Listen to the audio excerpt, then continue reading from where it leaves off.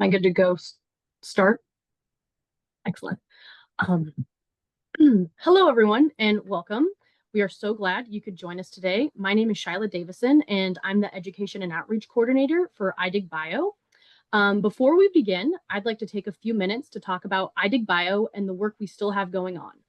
As many of you know, iDigBio will officially conclude in 2026, but for the past 15 years, iDigBio has had an incredible impact, supporting research, collaboration, and innovation on a national scale. This is not a moment of sadness, but one of transition. We're proud to pass the torch to the broader community, confident that the mission of advancing biodiversity, digitization, and discovery will continue in capable hands. So before we dive in, let me give a quick overview of who we are, what our mission has been, and the exciting work still happening. iDigBio began 15 years ago with the support of the National Science Foundation and the vision of its founding leaders. Over that time, we've made tremendous strides together, and as a community, and our shared efforts have helped shape the future of biodiversity research. At its heart, iDigBio works to make biodiversity specimen data widely available and useful through digitization, training, open access, and creative new applications. And while iDigBio as a project will eventually close, our mission and the data the community has generated will live on. So thanks to the contributions of more than 1,000 biodiversity collections across 350 institutions in the US, the iDigBio portal now hosts nearly 150 million specimen records and 65 million media files from 2,000 datasets. This resource will remain available long after iDigBio, continuing to serve researchers, educators, students, and the public. And we're not done yet. As we move forward to the conclusion of the project, we still have new initiatives on the horizon.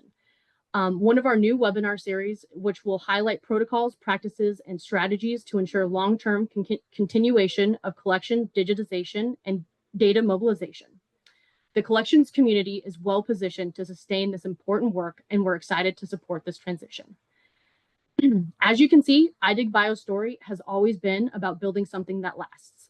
Tools, data, and the community resources that continue to grow beyond the project itself. A key part of ensuring longevity is thinking about sustainability, not just for iDigBio, but for every collection and institution engaged in digitization. That's why today's webinar will focus on strategic planning.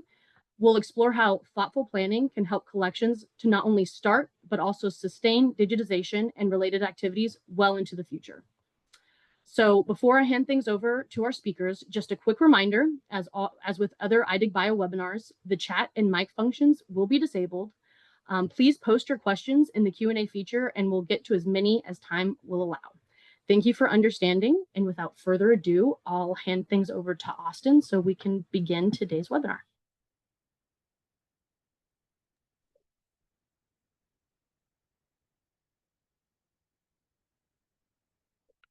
All right, thanks so much, Shyla, and thanks to all of you for joining us today. I expect that we're all here because we see digitization as important. It's a part of the value proposition that our collections offer the world, but it's not the full extent of that value proposition. Instead, it might fit together more or less organically with some other things that our collections are doing. David and I have had a front row seat to some of the inventive ways that our community combines digitization with other things. We've worked with now over 250 collections in the last 8 years on strategic planning. And now this webinar is giving everyone a somewhat expansive view of how digitization supercharges other collection activities like research and education and outreach, and how that alignment can justify internal funding, but also lead to new external funding opportunities. I encourage you to add the future meeting dates to your calendar right now. The world that we operate in is rapidly changing and somewhat unpredictable. You might wonder if strategic planning is a reasonable thing to be engaged in at this point, and in my view, it's never been more important. You can think of it as motivating team building and training that team to think strategically. Then your team can iterate successfully as things change, perhaps as new threats emerge or new opportunities suddenly pop up. Contrast that with where you are now. Do you think about those associated with your collection as a team? And would you describe yourself as able to successfully iterate your planning? Or maybe would you describe things as being on autopilot? So, we start this webinar series with a nod to big picture planning for digitization and the other things that you're doing. What's the role of digitization in your value proposition and in the goals that will matter most in your individual context? Clearly answering that question for your stakeholders and perhaps regularly reconsidering your answer should lead to longer-term sustainability of your activities. I turn now to David for some further comments on strategic planning before we turn to three great examples of strategic planning in action with our speakers today. David. Thank you very much, Austin. And so I'm going to go through a little bit of introduction about what is strategic planning, why do we do it, why it's so important to sustaining things like collections and the activities that collections do, such as digitization. So strategic planning is really important because it helps you establish direction and priorities to focus your energy, resources, and time. It allows you to prioritize the financial needs and establish what you mean when you say we're successful. Also, by having some strategy and planning, you can drive alignment so that your team is working towards common goals. You can engage your audience and all of your stakeholders. And the third thing is it helps you communicate the message to all your audience and stakeholders. Like, what's your value proposition? Do you have any competitive advantage? And it creates a roadmap for you. And why do we say a roadmap? Because the most important thing that strategic planning helps you is facilitate change. You're in some current environment or position now, and you desire to be somewhere better in the future. And to go from one position to the other position, you need to implement change. And so the first step of that is doing some strategic planning. You highlight your goals and objectives, and then you figure out how to plan for those implementation. You actually go implement those, and then those feed back to one another to improve your plans, which help you get to that future position in a good way. So strategic planning really is about how do we get from where we are now to where we want to be. In this planning process, it's absolutely necessary, but it is very, very hard. And why? Because it is so easy to rationalize the past and continue doing what we've been doing. That's much easier than planning for the future. Also, we're very, very good at knowing what we want to do in the next 1 or 2 years because we have a lot of data, evidence, and certainty. But as we start thinking about the future, that uncertainty gets overwhelming. But we can't really address our long-term vision with short-term solutions. And if we continue doing everything in a linear fashion, that's just inviting disaster. So strategic planning is necessary because it helps us embrace that uncertainty of the future. And it helps us think about what we need to do in the short term and where we want to be in the long term simultaneously and make a plan for getting there. And so Austin and I have developed a semi-annual training opportunity. We've developed an 8-week online course that we offer twice per year. The goal of this course is that each represented collection will produce a completed strategic plan. We've been running this course since 2017. In the spring, we focus on herbaria in collaboration with the Society of Herbarium Curators, and that typically occurs in the March to June timeframe. And in the fall, we offer a course that's open to all biodiversity collection types, and that's typically in the September to December timeframe. And so we'll have a QR code at the end of this webinar. We are just getting ready to accept applications for that course, and we encourage you all to apply, particularly if you found this webinar useful.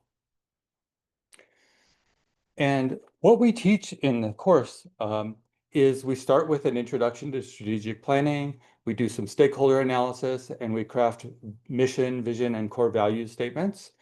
We then move to strategy, value proposition, goals, and objectives. Then we take a look at our environment and looking at our strengths, weaknesses, opportunities, and threats. And then we figure out what to do with those strengths, weaknesses, opportunity, and threats so we can be sustainable. Then we look at evaluation in terms of logic models, metrics, benchmarks, and milestones. So this is about defining what success means to us. And then in the lesson 6, we bring all of these components together into a draft strategic plan. We add a executive summary, we add an acknowledgement section. And then in lesson 7, we do some refinement. We talk about formatting and design and distilling that into also a one-page version of our plan and how to develop an elevator pitch to talk to administrators. And then finally, we offer an opportunity for peer feedback. We talk a little bit about how to execute the plan and how to maintain the plan, and we have a course evaluation. So as Austin mentioned, we've been teaching this course for, I think this is our 9th year now and counting. We've done 14 offerings plus 1 workshop at Botany in 2017. So to date, we've had 587 people apply. Of those, 322 have been accepted. You'll notice that's about a 55% acceptance rate. And the reason is because we try to keep the classes small because we want it to be interactive and everybody have the opportunity to participate. And what we found over the years is 266 people have completed and earned a certificate. That's about an 83% completion rate. So it's most people that join the class are committed and go to finish. So we're very excited with those numbers. And so with that, I just want to thank the National Science Foundation for funding our work. And I would like to hand it back to Austin for moderating the speakers for today. Thanks so much, David. As I said, we have 3 great speakers. We're going to hear from each of them in turn, and I'll ask each of them to give a very brief introduction of themselves when it's their turn. We'll start with Celia. Celia. Okay. Yeah, let me share my screen. Thanks.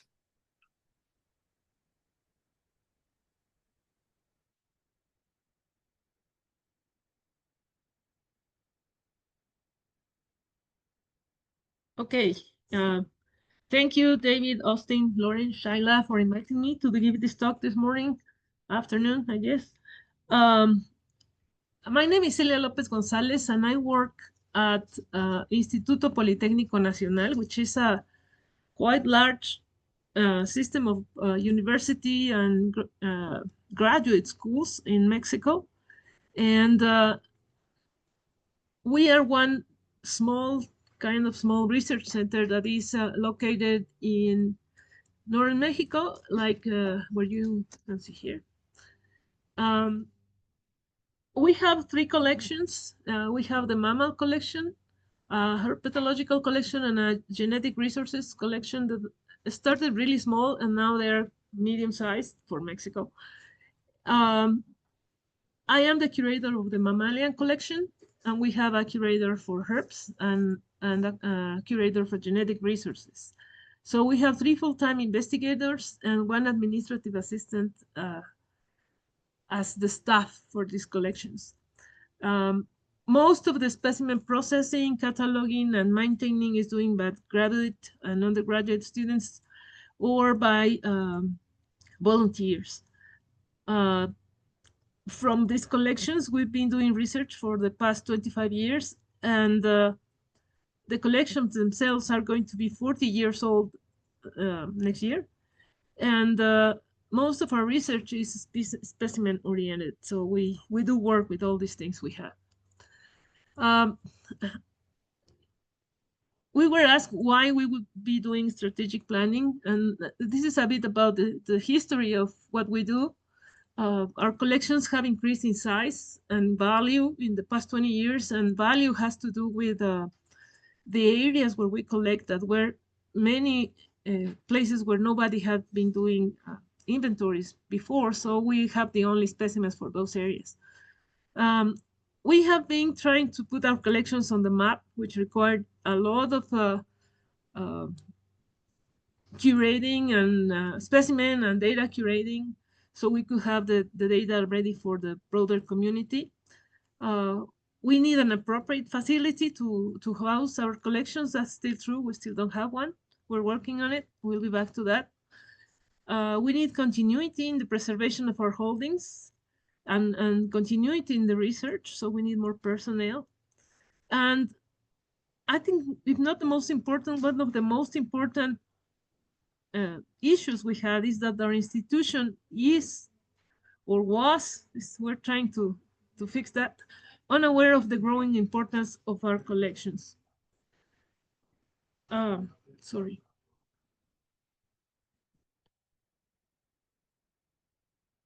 So we realized that many of these issues were related to each other. Some require money, some don't require money. Some need to be solved at the same time. Some need to be solved in order, in some sort of order. Some need to be solved now, some can wait. And while we do all this, we need not to lose sight of our scientific and institutional goals. So we obviously needed help, and then we realized that we needed a plan to organize all this work. So what did we learn from these strategic planning courses? I think the main thing with the things we learned is that we need to know who we are, what we want, and even if we had a general idea of what we wanted, this class helped us to make specific our goals and objectives. We realized what we don't have. We realized that some people really are interested in what we do, and we realize that some people really don't care. And but we need those people to care. And also, this class gave us the frame to organize what we want into achievable goals, which is one of the most fun parts of this class, I have to say. We also learned the basics of how to sell ourselves, as David just said. We need to communicate to others what we already know. This is our one-page strategic plan. And we need to be able to communicate to administrators, to students, to other professionals, etc. And we are very experienced in communicating with other people who do the same thing that we do, but it's hard to explain to children or to administrators why what we do is cool and fun and important. So what have we achieved? I summarize here our goals and objectives that resulted from this strategic planning course. And I marked what we have achieved so far. We took this class 2 years ago. And what has happened is that, of course, we continue to do research. One of our main objectives was to digitize our collections. We're not there yet. We need to be doing other things before.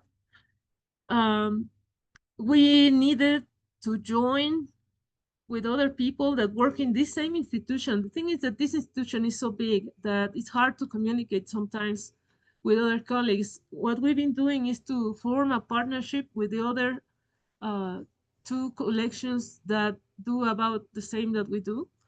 And so that the curators are working now together to try to put together a plan for future development, and also to work with the administrators so they realize what we do. This part of the continuity about not disappearing as collections requires that we create awareness at all levels, as I was saying before. And we've been doing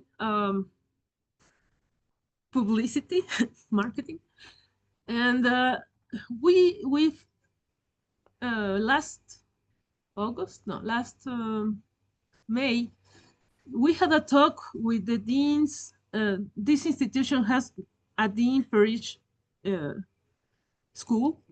And so we talked to the president of the deans, and he is really interested in recovering the history of our institution. And so he invited us to write a book on the history of our collections. I think that's the best thing we have done so far in terms of creating awareness, because these books are presented in a plenary session with all the institute, and that we're talking about 90 schools.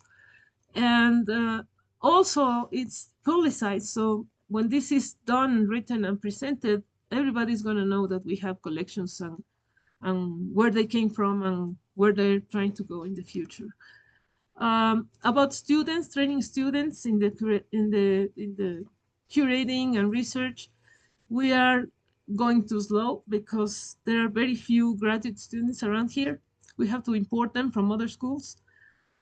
And hiring is going slow too, because that doesn't depend on us. No? And one thing that is really nice about this course is figuring out what we can do and what we are not able to do, because it depends on other people.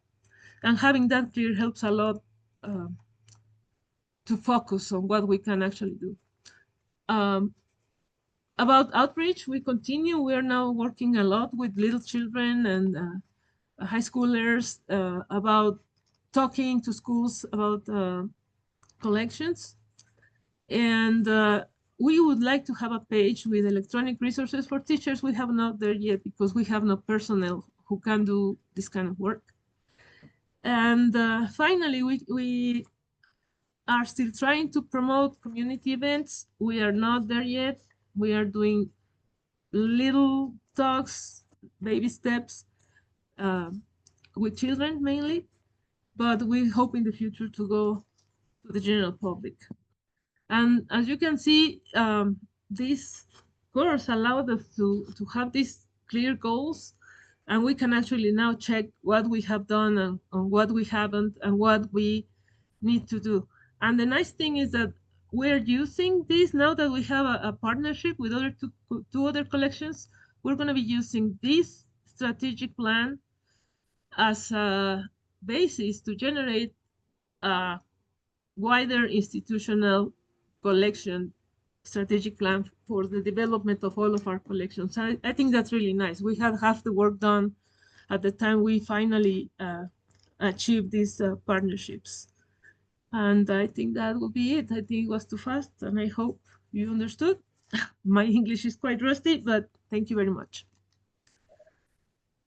Thanks so much, Celia. That was really interesting and perfectly clear. Thank you. Thank you. As we noted, we'll be addressing questions that are posed in the Q&A. So if you have any, please do type them in there. Our next speaker is Anthony, and we'll transition to Anthony sharing his screen.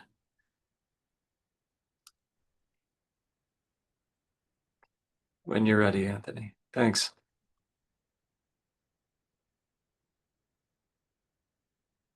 Okay. Good morning, good afternoon, good night. So my name is Anthony Banyaga, and I am the curator of the UCLA Herbarium, which is, of course, at the UCLA campus. I'm going to give you just a brief kind of context to our collection, tell you some motivations why I decided to do the strategic planning course this spring, some lessons I learned, and some immediate successes that are ongoing. So many of you guys have probably heard of UCLA in the news. We were founded in 1919, and we are a public land grant institution. We were the second of 10 UC schools. There's about 33,000 undergraduates, and I would argue that they're our most valuable asset as an institution. Most of them are from California, and 30% of them are first-generation college students and super driven. Our university goal is that of becoming a Hispanic serving institution which is about 25% Latinx, and we are almost there. So just to give you kind of a brief understanding of our student population and our institution. The UCLA campus itself is geographically located in Western Los Angeles in the foothills of the Santa Monica Mountains. And the Santa Monica Mountains are really important to UCLA in our collection, as I'll touch about in a bit, but they're the only mountain range in the United States to bisect a major US metropolitan area, and that being the greater Los Angeles area. The UCLA campus itself is about 420 acres, and the botanical garden, which the UCLA herbarium is part of, which you'll see in the next slide, is about 7.5 acres, located in the extreme southeast part of campus. The city of Los Angeles has very much grown up around the campus, and the campus itself, including the botanical garden, used to have much more of an agricultural focus that pivoted to medical and medical-oriented studies in the 1960s. And now UCLA Health is acknowledged as being the #1 hospital system in California and the #5 in the US. So there's lots of medical research happening at UCLA, even in the buildings right adjacent to the botanical garden. And so I bring that up because space is very limited on campus, and the ability to have 7.5 acres of open space outside is quite precious, and we are constantly defending ourselves and our relevance to various administrators. Okay. So the UCLA Mathias Botanical Garden and Herbarium has been around since the Westwood campus got together in the early 1900s. And the herbarium is part of the garden. And Mildred Mathias, who is pictured in the top right, somewhere in the field, is really responsible for it and is the namesake of the garden. They're really responsible for integrating the herbarium and the garden together and moving it from something was like a garden that was just like, let's see what grows here, to something that was more catering to the education and research needs of the campus community. The mission of the Botanical Garden is to promote plant appreciation and serve the campus and LA community. It's built into this natural arroyo, and so there's a variety of microclimates that we can actually foster. And I tried to highlight those here with this desert section, and then also this kind of humid, dark section, which is called the ancient forest, which includes things like tree ferns and magnolias. Administratively, which is kind of interesting, the Botanical Garden itself is considered a department in the Division of Life Sciences. So the garden director, Dr. Victoria Sork, reports to the Dean of Life Sciences very much like you might expect a department chairperson to report to. The UCLA herbarium, kind of in a nutshell, was founded in 1929 when the UCLA campus was established in Westwood. We currently steward about 150,000 specimens, and about 75% of those are from Western North America. Most of them were collected before 1970, and there's about 12,000 specimens that are kind of form the core and niche of our collection, being from the greater Los Angeles area, including the Santa Monica Mountains. About 50% of our collections are imaged, and 20% of them are fully digitized. And the efforts by iDigBio and the California Consortium of Herbaria to digitize our collections have really been a catalyst, at least in our collections, to increase participation and access. Our staff currently consists of the garden director, myself, which I'm appointed at 50% time, and then the other 50% time I'm working as an adjunct professor teaching, and then one undergraduate, which we employ for about 3 to 5 hours per week. Most of the work that happens in the collection is done by a large volunteer base of students and community members.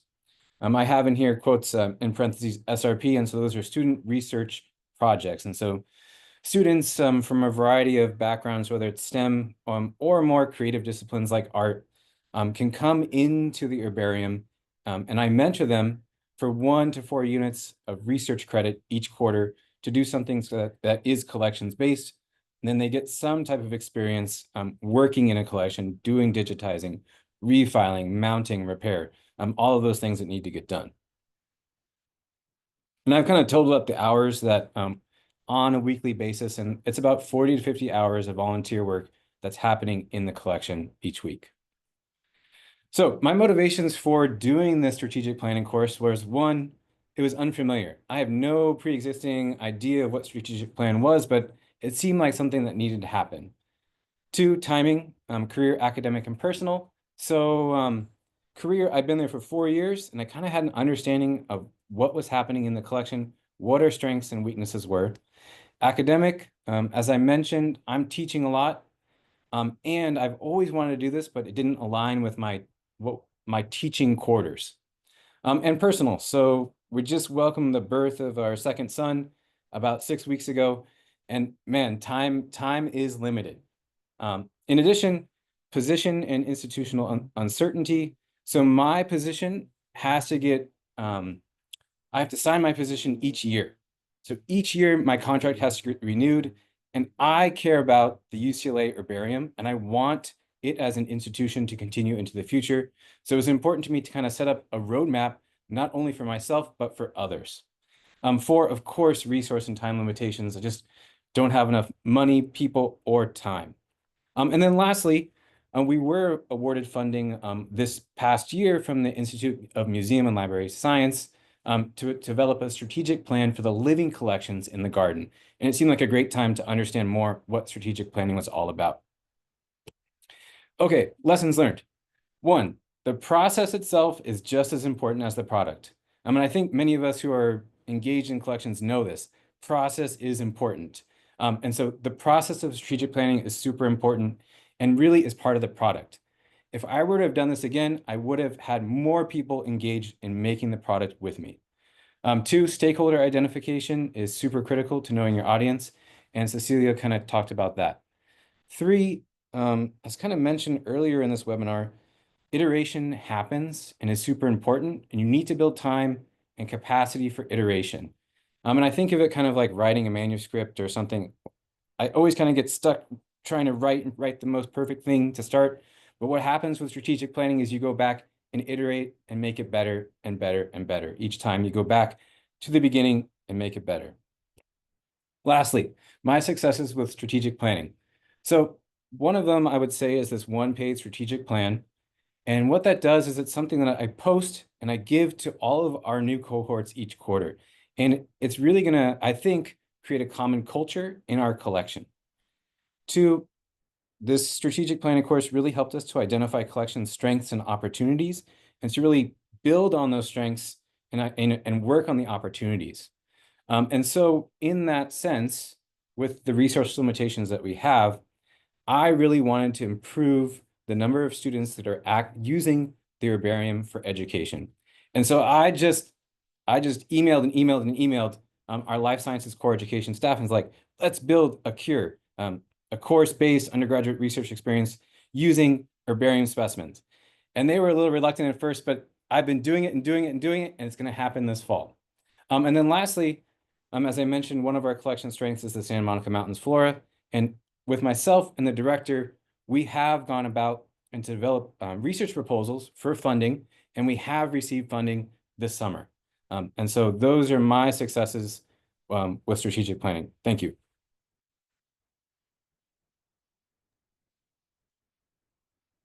All right. Thanks so much, Anthony. Sure. It's an exciting thing to witness all of everyone putting the pieces together. And it's also a source of intense jealousy because, as you hear, each of these speakers have really unique things about their situation. And I often find myself thinking, boy, I wish that was part of my position here, that I could take advantage of that. Anthony, you did a really nice job presenting your collection and its setting. Thank you. Our last speaker is Liz. Liz, thanks so much. Absolutely. Thank you so much for having me. Our experience with the strategic planning class was really terrific. And so I'm really glad to be able to share some of how I got involved and kind of the benefits that we had because of it. And let me go ahead and share my screen here.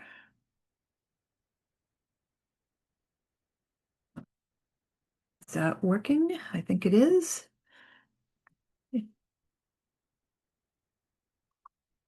About that. Okay. All right. So I am located at the Delaware Museum of Nature and Science, and we are a kind of a locally known museum for our exhibits downstairs and our public engagement and programs. That's a view of the outside of our building on the left-hand side there. We're located just outside of downtown Wilmington, Delaware. But we're also known kind of nationally and internationally for our collections, and that's what is on the right-hand side here. Our collections are really very strong in mollusks and in birds. And I participated in this strategic planning endeavor because I am the director of collections. I'm also the curator of mollusks, which is why you've got a mollusk picture in front of you. And we have been very much engaged with iDigBio over the years as participants in two different thematic collections networks. So we've been digitizing our collections since, I believe, 2014, working with the Invert eBase Thematic Collections Network and the Eastern Seaboard Thematics Collection Network. So we've come an awfully long way in the last 10, 12 years in terms of getting our data made available to the larger bioinformatics communities and researchers around the country. And we've really made, I think, great strides. And so one of the reasons why we got involved in the strategic planning, though, had to do in part with the fact that we are a recently renovated exhibit space. And as part of that recent renovation and the reopening of our museum to the public, we went through a museum-wide strategic planning process. And it was a big honker of a project. It involved board members, it involved director level organization, and then staff members were kind of involved here, there, and the other place, but not integrally. So, we have this new large museum-wide strategic plan. We finish it up in 2024, and so the plan runs until 2028. The collections were really part of that museum-wide planning effort, but we are one of 5 different kind of big pillars on which we're building our strategic plan. And you'll see at the bottom, the mission that we, reimagined and came up with was very broad, very general, to ignite a lifelong passion for exploring, discovering, and valuing, but it didn't specifically say anything about the collections and how the collections might interact with this larger mission.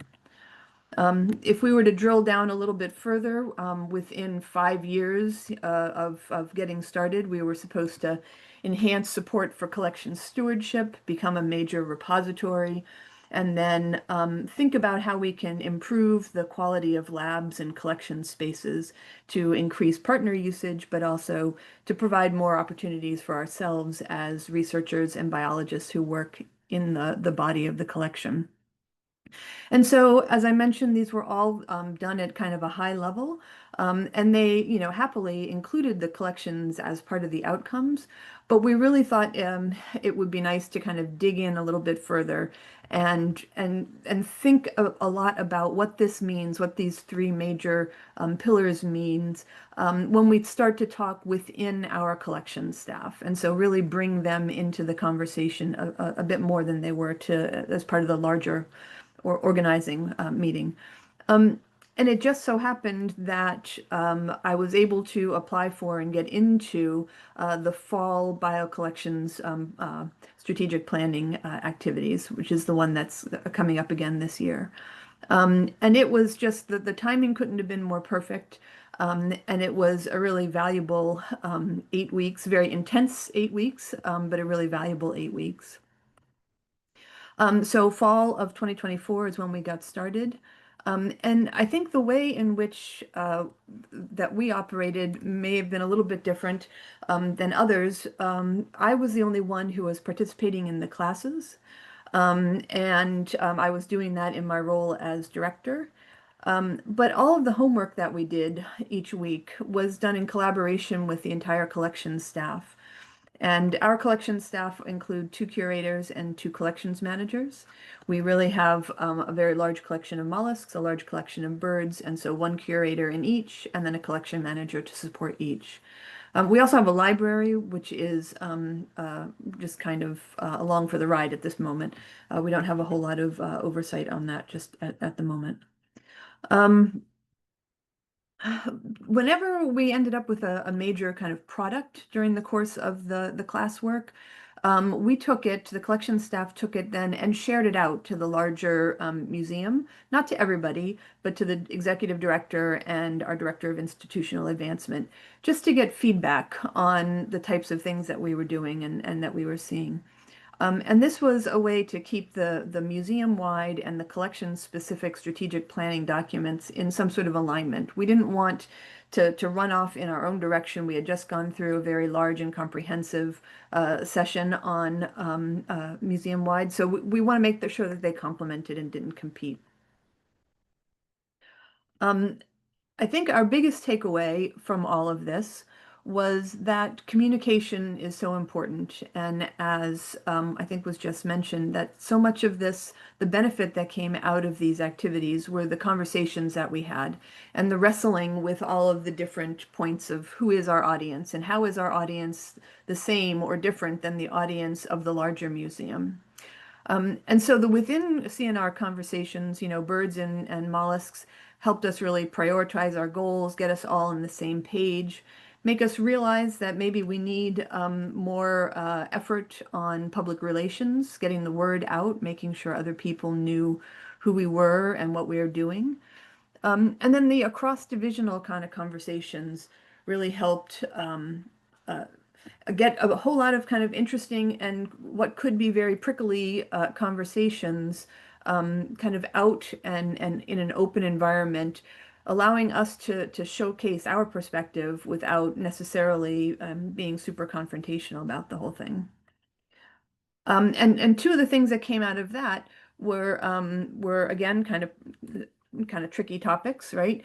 In terms of it being recognizing that there's a mismatch in what we thought it meant to support the collections and what the larger community, the larger museum thought about what it means to support the collection. And I just wrote down a quick, kind of improvisation here. We're too expensive to run, but we keep you around anyhow is one way of viewing the collection versus will we really need you to work with us more closely to improve facilities, improve our outreach, improve our public relations. And the other thing that we came away with was a recognition that really there is a kind of a mismatch in our audiences from downstairs, the public engagement and the gallery audiences, which are younger children and caregivers, versus what goes on upstairs in collections and research, which is adults age 18 and older. Now, together we create that, we work towards the same mission of igniting this lifelong passion, but separately, each one of us misses one of that categories of the whole life cycle, right? And so we were able to produce a strategic plan, an end result here. And it is, this was our one pager. It was a little less formal than some of the others have developed, but we really kind of like it because it really brings us down to the essence of the plan, right? Our priorities over here are really what we want to do, and we can keep this around and in the back of our mind at all times. We want to increase awareness, usage, donations, and improve the layout. And in order to do that, we were able to create this sort of to-do list.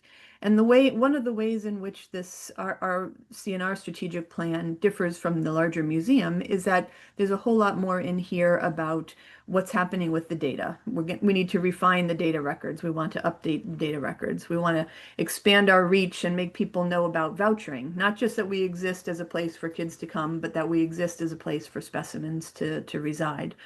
And then we are also really enjoyed or found it was useful to have a separate mission and a separate vision and a separate, set of values from what we had articulated as a museum. And the mission, of course, is more focused on collecting and conserving and using the specimens themselves. But I think the way in which we connected specifically our strategic plan to the larger museum was in the vision.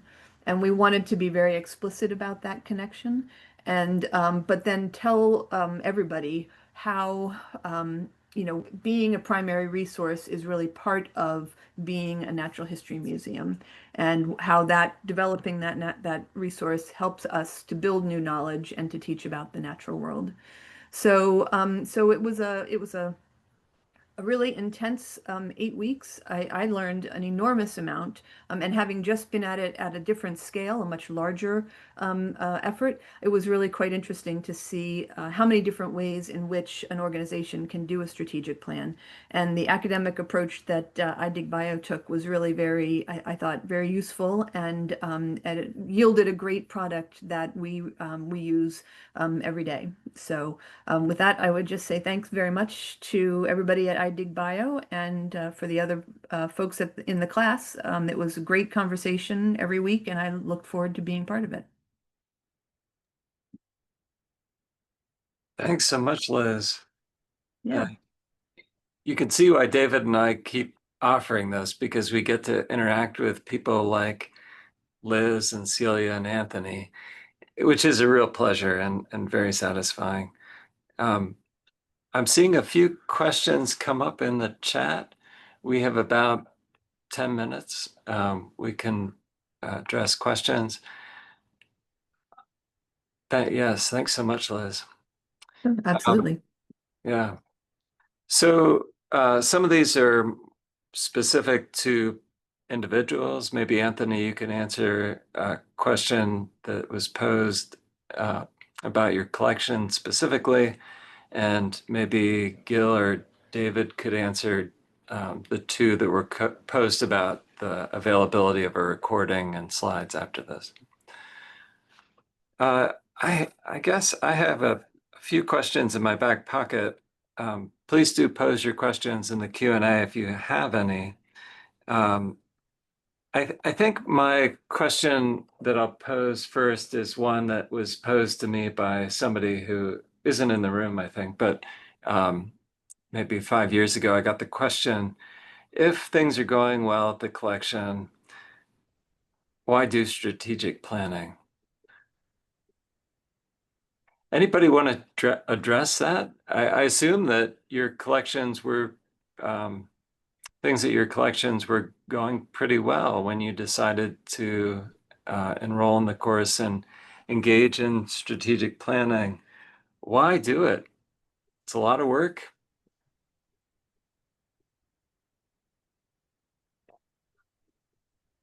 So I can answer that. Why to do it? Because it was an awful lot of work. It was an intense amount of work. But I think that the conversations that we ended up having back at our institution, either as a collections community or more broadly, really brought a lot of issues forward that were, that we had maybe kind of tiptoed around a little bit. And one that I'll bring up that I didn't say in my talk was about who our audience is, because we talk a lot about audience and partnerships as the museum, the larger museum, and they're often with elementary schools or they're with Head Start programs or whoever else. And our audiences are very different. And so being able to kind of explicitly say, well, our audiences is the University of Delaware, it's Widener University, where we have these great partnerships with people, even though we're not affiliated with the university, we've got these great partnerships that are developed. And so I think that the conversations at a minimum that is a one really good reason to join in the strategic planning, even if things are going well. You can always do a little bit better. Thanks, Liz. So what I'm hearing is that some conversations that might be hard to broach outside of strategic planning become critical in the course of strategic planning. Anyone else want to add? Anthony or Celia? We're also seeing some other questions that I'll pose. I cannot say that things are going well, but even if things are not perfect in any museum, you get like a comfort zone where you are, you do your job, you go home, you go back, you go to the field, etc. But then the collection is going nowhere as as an entity that needs growing and nurturing and many things. So I think even if things were absolutely perfect, which is not the case ever anywhere, um, there's something to strive at, something that just like Liz said, you can do better. And in our case, maybe this is the case for all museums, because economies are not buoyant anywhere. They're not. We're not rich countries anymore. Any country. So we need to plan for times where, or when there won't be as many resources as we have now. Even if we think we have not many resources, it could be always worse, So we need to plan for the future. Yeah. Close and yeah. Yeah, thanks, Celia. And I answered that person that it's potentially the case that you're paying an opportunity cost. There are maybe some really great things that you could be doing that you didn't think of, but you would think of and if you followed this kind of process. We have a question from the audience. The question, there are really two questions. One is, have you received any additional funding from your home institution after developing a strategic plan? Has that happened for anyone? You can point to new funding as due to the strategic plan. We did get some money for supplies and basic things because our director is very interested in these initiatives. So he actually gave a presentation of a paper we did on this planning. And so we got some funding, and we're on the map now with the administrators. Consider our administrators are in Mexico City and not here with us. So yeah, it was surprising actually, but it was a nice surprise. That's fantastic. Thanks, Yeah. Celia. And that addresses the second question, I think, that is, did the plan convince administrators of the value of the collection? We have another question. Have there been unanticipated benefits of creating your strategic plan?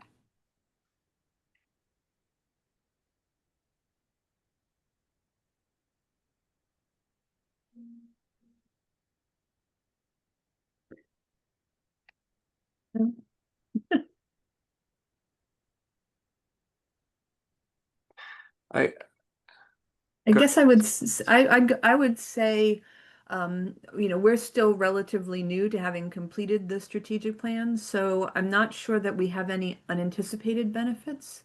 But I'll say that one of the benefits for me personally was going through and comparing and contrasting how we did it with the museum and how we did it with iDigBio, and the different ways in which you can assess your project progress, whether you are setting, key outcomes or goals or halfway goals, or, this notion that we did in the class of setting kind of steps along the way, as opposed to in 5 years, I will be finished with X. I thought that that was really a benefit, a change in my way of thinking about things. Instead of just in 3 years, it'll be done. Let's think about the steps along the way. Mhm. Thanks, Liz. Mm-hmm. There's another question about, it reads, I am an army of one. The only other collections are small teaching collections. Is it reasonable to develop a strategic plan myself? It seems like I should develop one with more than just myself. Any thoughts on that? I could definitely speak to that. So I did this by myself, and I didn't realize at the onset that this was something that should include a bunch of people that are stakeholders. And it was still a very valuable exercise, and I would argue I've got some immediate successes because it's allowed me to consolidate my resources and time into building on our strengths, and I guess, as David and Austin say, capitalizing on opportunities.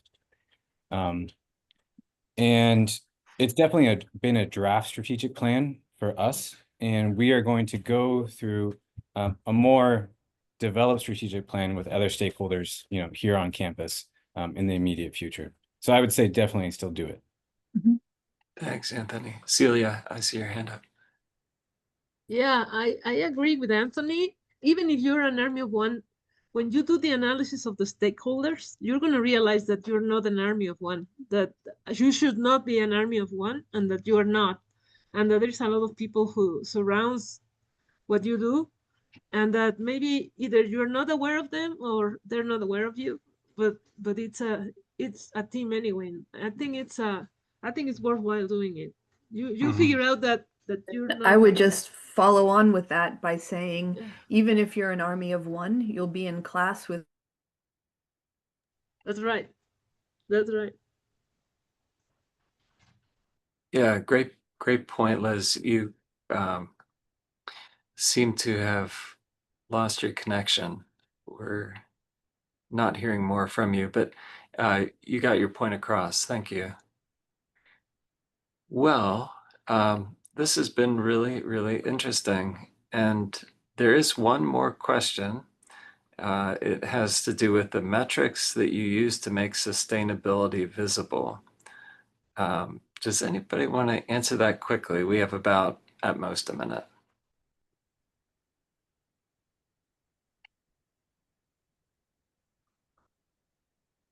It's a hard question. It is a very hard question. It is very hard. I don't think we're sustainable yet. I couldn't. And we're on the way to it, but I don't think we are sustainable yet. It's a good point. It's a good thing to leave with. That is, sustainability is probably not a yes or no. It's you're on a gradient of sustainability. You're either in a very good position that could change in the future, but or you're struggling. And I imagine that the metrics that you're using to determine your place on that sustainability gradient is complicated. Austin, can I make one quick comment about the recording? Sure. We are going to post the recording on the same page that announced the webinar. We were thinking about moving it into the entire webinar series page, but there's already a place available for it on the webinar page. So we will do that, and we will send out an email to the folks who have registered for this so that they will know the recording is out there. It'll probably take us a few days, but we'll get there and you'll probably get an email maybe next week. Thanks, Gil. I'm going to hand it back to David, I think. I think we'll go to Shyla, then to me, and then we're done. Thanks. Yeah, I just wanted to thank everyone again for joining us today. Before we wrap it up, I would just like to highlight our upcoming webinar, our next webinar in the series, Major Motivations for Continuing Biodiversity Specimen Digitization. It's happening on September 17th. Be sure to stay connected with us by following along on social media and subscribe to our listservs for the latest updates on events and webinars. And I'll pass it over to you, David. And as promised, if you found today's content useful, would like to level up your skills, we would please encourage you to apply for our upcoming Strategic Planning for Biodiversity Collections online course. Applications are open now and they close September 7th. There's a QR code on this slide, and there also will be an announcement posted on social media, Slack, and listservs by throughout the rest of the day. So with that, I wanted to say thank you very much for your attention. Very much appreciate the 3 speakers we had today. And I hope you guys all have a great day. Thank you. Thanks very much. Thank you for having us. Thank you. Thanks.